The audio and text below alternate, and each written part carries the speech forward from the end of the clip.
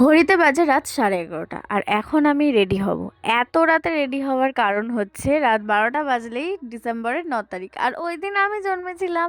আর রাত্রির 12টাতে প্রত্যেক বছর সারপ্রাইজ কেক আসে, আর সেই জন্য এবছরে আমি সব কিছু রেডি করে রেখেছিলাম রেডি হব বলে। তো এই নিউ ড্রেসটা পরেছিলাম, যেটা আমি মিশো থেকে অনলাইনে অর্ডার করেছিলাম, মানে এটাও আমি গিফট পেয়েছিলাম কিন্তু অর্ডারটা আমি করেছিলাম। আর তারপর আমি চলে গেছিলাম এক জায়গায় যেখানে এত সুন্দর করে আমার জন্য ডেকোরেশন করা হয়েছিল। আর একটা ছোট বেন্টো কেক ছিল, যেটার মধ্যে একটা সারপ্রাইজড উইশ লেখা ছিল। ওই কেকটা টেনে আমি ওই সারপ্রাইজ উইশটা দেখেছি, মানে হ্যাপি বার্থডে লেখা ছিল, কিন্তু ওই টানা ভিডিওটাই আমি খুঁজে পাচ্ছি না। তো যাই হোক, ওই একটাই আফসোস যে ওই ভিডিওটা খুঁজে পাওয়া যাচ্ছে না। তো তারপরে আমার বার্থডে শুরু হওয়ার ফার্স্ট কেকটা কেটে নিয়েছি।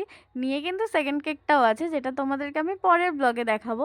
সেটা দেখার জন্য তোমাদেরকে অবশ্যই নেক্সট ব্লগটা দেখতে হবে। আর তারপরে আমি কেকটা কেটে নিজেই খেয়ে নিয়েছিলাম। তো চলো, এখনের মতো টাটা।